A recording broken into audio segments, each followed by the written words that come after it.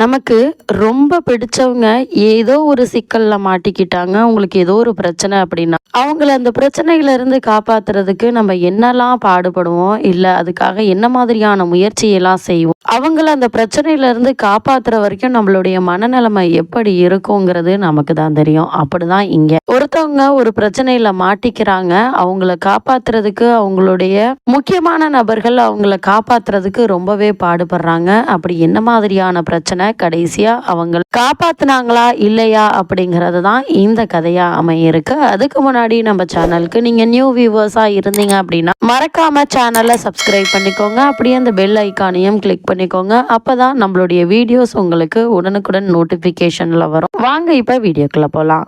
இந்த மூவியை பொறுத்த வரைக்கும் ஒரு 19 வயசு பொண்ணு அவங்க அப்பா அம்மாவுக்கு தெரியாம காரை எடுத்துக்கிட்டு வேகமா ஓட்டிக்கிட்டு ஒரு ரோட்ல போறாங்க. போய்கிட்டு இருக்கும் போதே ஆக்சிடென்ட் ஆயிடுது. ஆக்சிடென்ட் ஆன உடனே என்ன செய்யறது ஏது செய்யறதுன்னு தெரியாம அவங்க அப்பா அம்மாவுக்கு ஃபோன் பண்றாங்க. ஃபோன் பண்ணோன்னு அம்மா இந்த மாதிரி நான் ஒரு ஆக்சிடென்ட் பண்ணிட்டேன் அப்படின்னு சொல்லிட்டு இருக்கும் போதே அவங்களுடைய கால் கட் ஆயிடுது. அப்பதான் அவங்க வீட்டை காமிக்கிறாங்க. அங்க இருக்க பிளேட்ஸ் திங்ஸ் எல்லாமே உடஞ்சிருக்கு. அப்ப வீட்டுல ஏதோ ஒரு பிரச்சனை நடந்திருக்கு. அந்த பிரச்சனைனாலதான் அந்த பொண்ணு வீட்டுல சண்டை போட்டுக்கிட்டு அவங்க அப்பாவுடைய கார் எடுத்துட்டு போயிருக்காங்க அப்படிங்கிறது தெரியுது. என்னாச்சு ஏதாச்சுன்னு தெரியலையே அப்படின்னு சொல்லிட்டு அவங்க அப்பா அம்மா திரும்பவும் அவங்க பொண்ணோட நம்பருக்கு கால் பண்றாங்க. அவங்க பொண்ணோட பேர் ஆலிஸ். ஆலிஸ்க்கு திரும்ப திரும்ப கால் பண்றாங்க. ஒரு கட்டத்துல ஆலிஸை திரும்ப கால் பண்றாங்க. அம்மா உங்க பேச்சை கேட்காம நான் இந்த மாதிரி கார் எடுத்துட்டு போய் ஒரு சின்ன பொண்ணை இடிச்சிட்டேன். அந்த பொண்ணு இப்ப உயிருக்கு போராடிட்டு இருக்கா. என்ன செய்யறதுன்னு தெரியல. எனக்கு ரொம்ப பயமா இருக்கு. உடனே வாங்க அப்படின்னு சொல்றா. இதை கேட்டுட்டு இருந்த அவங்க அப்பா உடனே நீ ஆம்புலன்ஸுக்கு ஃபோன் பண்ணியா இல்லையா அப்படின்னு சொல்லி கத்துறாங்க. இவங்க இருந்துகிட்டு ஆலிஸோட அம்மா ஒரு நர்ஸு. அதனால அந்த பொண்ணுக்கு உயிர் இருக்கான்னு பாரு, அவங்களுக்கு சிபிஆர் கொடு அப்படின்னு சொல்றாங்க. அங்கிட்ட அப்பா உடனே போலீஸ்க்கு ஆம்புலன்ஸுக்கெல்லாம் ஃபோன் பண்ணு, அவங்க காப்பாத்துவாங்க, எந்த பிரச்சனையா இருந்தாலும் பரவாயில்ல, அதை நான் தான் செஞ்சேன்னு சொல்லிட்டு நான் ஏத்துக்கிறேன் அப்படின்னு மாறி மாறி பேசுறது. ஆலிஸ் ரொம்பவே கன்ஃபியூஸ் ஆயிடுறா. கன்ஃபியூஸ் ஆகி என்ன செய்யறதுன்னே தெரியல. ரொம்பவே பதட்டப்பட்டு அழுக ஆரம்பிக்கிறா. உடனே அவங்க அப்பா என்ன சொல்றாரு, சரி நீ பதட்டப்படாத, ஆம்புலன்ஸுக்கு ஃபோன் பண்ணு, ஃபோன் பண்ணிட்டு அம்மா சொல்ற மாதிரி அந்த பொண்ணுக்கு சிபிஆர் கொடு அப்படின்னு சொல்றாங்க. சரின்னு சொல்லிட்டு போனை மட்டும் கட் பண்ணிடாத, நீ சிபிஆர் கொடு, என்ன நடக்குதுன்னு பார்க்கலாம் அப்படின்னு சொல்லிட்டு சொல்றாங்க. உடனே ஆலிஸும் அந்த பொண்ணை போய் பார்க்கறான். அந்த பொண்ணை திருப்பி போட்டு சிபிஆர் கொடுக்குறான். செஸ்ட்ல அமுக்கி அமுக்கி அவளுக்கு சிபிஆர் கொடுக்க ட்ரை பண்றான். ஆனா ஒரு கட்டத்துல என்ன ஆகுதுன்னா ஒரு எலும்பு நொறுங்குற மாதிரி சவுண்டு கேட்குது. இதை கேட்டோம் அவங்க அப்பா அம்மாவும் ரொம்பவே பயந்துடுறாங்க. ஏன்னா ஏற்கனவே அடிபட்டிருக்கு. அடிபட்டதுல சிபிஆர் கொடுக்கவும் நெஞ்சு எலும்பு எல்லாமே நொறுங்குற சத்தம் கேட்கவுமே அந்த குழந்தை இறந்து போச்சு, அதாவது அந்த பொண்ணு இறந்து போச்சு அப்படிங்கறத முடிவு பண்ணிடுறாங்க. ஆலிஸும் என்ன சொல்றான், ஆமாம்மா என்னமோ சத்தம் கேட்குது, அவ உடம்புல இருந்து எலும்புலாம் நொறுங்குற மாதிரி சத்தம் கேட்குது, அவ உடம்புல உயிர் இருக்க மாதிரி தெரியல, என்ன செய்யறதுன்னு தெரியல, எனக்கு ரொம்பவே அழுகையா வருது, பயமா இருக்கு, என்னைய போலீஸ் பிடிச்சிட்டு போயிடுவாங்க, என்னைய போட்டு ஜெயில போய் டார்ச்சர் பண்ணுவாங்க, நான் என்ன பண்றதுன்னு தெரியல அப்படின்னு ரொம்பவே அழுகிறா. அழுதுட்டு இருக்கும் போதே போன் கட் ஆயிடுது. அப்பதான் ஒரு விஷயத்த காட்டுறாங்க. என்ன நடந்துச்சு அப்படின்னா, ஆலிஸ்க்கு 19 வயசு தான் ஆகுது. அவனோட பாய் ஃப்ரெண்ட் கூட சேர்ந்து பழகி கன்சீவ் ஆயிடுறா. அதனால அவங்க பேரண்ட்ஸ் சொல்றாங்க, இந்த வயசுல, அதாவது 19 வயசுல கன்சீவ் ஆனினா உன்னால தாங்க முடியாது, அதனால நீ அபார்ட் பண்ணிரு, இந்த குழந்தை வேணாம், அந்த பையனையும் நீ பிரேக்கப் பண்ணிரு, இப்போதைக்கு எதுவும் வேணாம், உங்களுக்கு ஒரு ஸ்டேஜ் வந்தோடனே நாங்களே கல்யாணம் பண்ணி வைக்கிறோம் அப்படிங்கிற மாதிரி சொல்றாங்க. ஆனா ஆலிஸ் அதை பத்தி கேட்காம வீட்டுல ரொம்பவே சண்டை போட்டு, நீ எப்படி குழந்தைய அபார்ட் பண்ண சொல்லலாம்னு சொல்லிட்டு சண்டை போட்டு நேரா அவளோட பாய் ஃப்ரெண்டை பார்க்க போறா. பாய் ஃப்ரெண்டை பார்த்துட்டு அங்க ட்ரக்ஸும் ட்ரிங்க்ஸ் எல்லாமே சேர்த்து பண்ணிடுறா. அதனால போதை தலைக்கு ஏறி திரும்ப ரிட்டர்ன் வரும்போது தான் இது மாதிரி ஆக்சிடென்ட் ஆயிடுது. இப்ப திரும்பவும் இவங்க அப்பா அம்மாவுக்கு ஆலிஸ் போன் பண்றா. ஆலிஸ் போன் பண்ணும்போது என்னம்மா என்னாச்சு, என்ன திடீர்னு ஏன் போன் கட் ஆயிடுச்சு அப்படின்னு சொல்லி கேட்கறாங்க. கேட்டோன்னே என்னாச்சுன்னு தெரியலமா, அவ இறந்து போயிட்டா, இங்க யாரோ 2 பேரு கார்ல போறாங்க, அவங்க என்ன பாத்துருவாங்களோன்னு பயமா இருக்குது அப்படின்னு அழுறா. சரி நீ அழுகாத, ஃபர்ஸ்ட் அந்த பொண்ணை தூக்கி உன் கார்ல போடு, அவங்க பார்க்க மாட்டாங்க, நான் எப்படியாவது சமாளிச்சிடுறேன், நான் அதுக்குள்ள வந்துடுறேன்,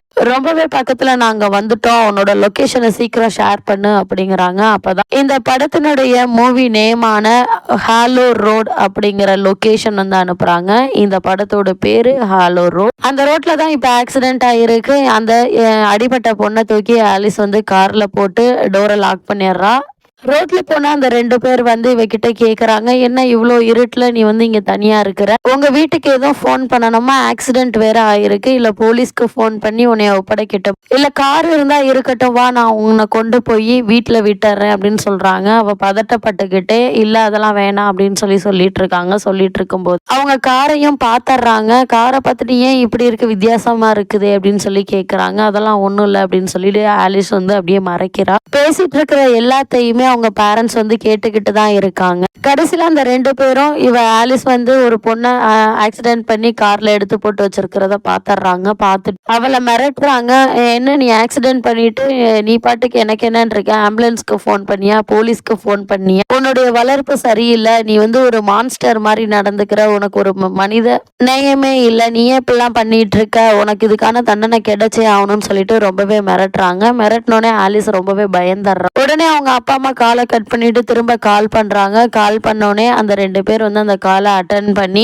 உங்க பொண்ணு நீங்க என்ன இப்படி வளர்த்து வச்சிருக்கிறீங்க, ஒரு ஆக்சிடென்ட் பண்ணி இந்த பொண்ணை தூக்கி ஒரு ஃபர்ஸ்ட் எய்ட் எதுவுமே பண்ணாம தூக்கி கார்ல போட்டு வச்சிருக்கிறாங்க, இதெல்லாம் சரி கிடையாது, நாங்க உடனே போலீஸ்க்கு கால் பண்ணி சொல்ல போறோம் அப்படின்னு சொல்றாங்க. உடனே அவங்க சொல்றாங்க, ஆலிஸோட அம்மா அப்பா சொல்றாங்க, இல்ல இல்ல அப்படிலாம் பண்ணிடாதீங்க, நாங்க பக்கத்துல வந்துட்டு இருக்கோம், நாங்க வந்து ஆம்புலன்ஸ்க்கு ஃபோன் பண்ணிக்கிறோம், அவ வந்து கேரிங்கா வேற இருக்கா, அதனால நீங்க அது மாதிரி எதுவும் பண்ணிடாதீங்க அப்படிங்க. ஓ கேரிங்கா வேற இருக்கிறாளா, இவளுக்கு மட்டும் இல்ல இவ பிள்ளைக்கும் சேர்த்து நாங்க பாடம் கற்பிக்கிறோம், இதுக்கான தண்டனை உங்க பொண்ணுக்கு கிடைச்சே ஆகணும் அப்படின்னு சொல்லி மிரட்டுறாங்க. மிரட்டிட்டு இருக்கும்போது இல்ல அப்படிலாம் செஞ்சிடாதீங்க, நாங்க வந்துடுறோம்னு சொல்லிட்டே இருக்காங்க. சொல்லிட்டே இருக்கும்போது காலும் கட் ஆயிடுது. கிட்டத்தட்ட அந்த ஹாலோ ரோடு அப்படிங்கிற லொகேஷனுக்கும் வந்துடுறாங்க. வந்து பார்த்து அந்த இடத்துல யாருமே இல்ல. ஆலிஸோட கார், அதாவது அவங்க ஆலிஸோட அப்பாவோட கார் ஆக்சிடென்ட் ஆயிருக்கு. அங்க எந்த ஒரு பொண்ணுமே அடிபட்டு காருக்குள்ள இல்ல, பேசிட்டு இருந்த அந்த 2 பேருமே இல்ல. அந்த லைட் வெளிச்சத்துல கொஞ்சம் தூரத்துல ஏதோ ஒரு பொண்ணு ஆக்சிடென்ட் ஆன மாதிரி ரோட்ல படுத்திருக்காங்க. படுத்திருக்கவும் ஆலிஸோட அப்பா வேகமா ஓடி போய் அந்த பொண்ணை பார்த்தா அது கடைசியில ஆலிஸ் தான் அடிபட்டு இருக்கா. இருந்தாலும் அது ஆலிஸ் இல்ல, அது வேற ஏதோ பொண்ணுன்னு நினைச்சிட்டு அவங்க பார்த்துட்டு இருக்கும் போதே அங்க ஒரு கார் வந்து கிராஸ் ஆகி போகுது.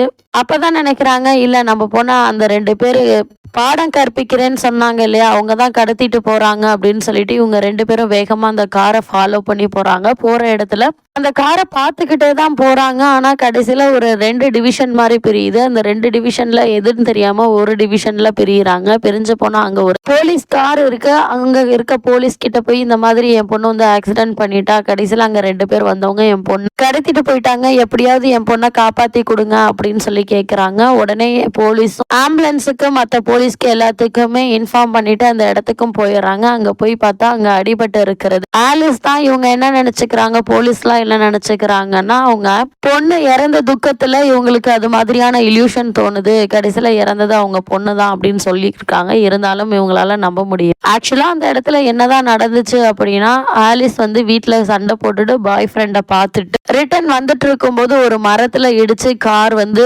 ஆக்சிடென்ட் ஆயிடுது. ஆக்சிடென்ட் ஆன உடனே அவங்க பேரண்ட்ஸுக்கு ஃபோன் பண்ணி ஆக்சிடென்ட் ஆயிடுச்சு அப்படின்னு சொல்லும் போது கால் வந்து கட் ஆயிரும். ஏன் கட் ஆகுதுன்னா, இவ வந்து பேசிக்கிட்டே ரோடு கிராஸ் பண்ணும்போது ஆப்போசிட்ல இருந்து ஒரு கார் வந்து அவளை இடிச்சிடும். அதுல வந்து ஆலிஸ் வந்து இறந்து போயிடுவா. ஆனா இவங்களுக்கு அதுக்கப்புறம் நடந்தது எல்லாமே இல்யூஷன் தான். அதாவது தன்னுடைய பொண்ணு உயிரோட இருக்கிறதாவும், தன்னுடைய பொண்ணு வேற ஒரு பொண்ணை இடிச்சிட்டு அவளை காப்பாத்துறதாவும் இவங்களுக்குள்ள ஒரு இல்யூஷன் இருக்கு. ஆனா கடைசி வரைக்கும் அவங்க வந்து தன்னுடைய பொண்ணு இறந்து போயிட்டதா நம்பவே இல்லை, யாரோ கடத்திட்டு போயிட்டாங்க அப்படிதான் நினைச்சுக்கிட்டு இருக்கிறாங்க. இந்த கதையை பொறுத்த வரைக்கும் உங்களுக்கு விருப்பமான ரொம்ப க்ளோஸ் ஆன பர்சன் ஒரு பிரச்சனையில மாட்டிக்கிட்டாங்க, ஒருவேளை உங்களுக்கு ரொம்ப முக்கியமான ஒருத்தங்க இறந்து போயிட்டாங்கன்னா அவங்களுடைய ஞாபகம் நமக்குள்ள இருக்கும். அவங்க உட்கார்ந்திருந்த இடத்துல, அவங்க படுத்திருந்த இடத்துல அவங்க இருக்க மாதிரியே ஒரு எண்ணம் நமக்கு இருக்கும். அது மாதிரி கூட ஆலிஸோட அம்மா அப்பாவுக்கு இருந்திருக்கலாம். இந்த கதையை பொறுத்த வரைக்கும் உங்களுக்கு என்ன தோணுது? ஆலிஸ் உண்மையாலுமே இறந்துதான் போயிட்டாளா, இல்ல யாரும் கடத்திட்டு போயிட்டாங்களா, இவங்களை இல்யூஷன் மாதிரி செட் பண்றாங்களா அப்படிங்கிறத நீங்க தான் முடிவு பண்ணிக்கணும். இந்த கதையை பொறுத்த வரைக்கும் கிளைமேக்ஸ் எப்படி இருந்தா உங்களுக்கு நல்லா இருக்குன்னு தோணுச்சோ அதை கமெண்ட் பாக்ஸ்ல கமெண்ட் பண்ணுங்க.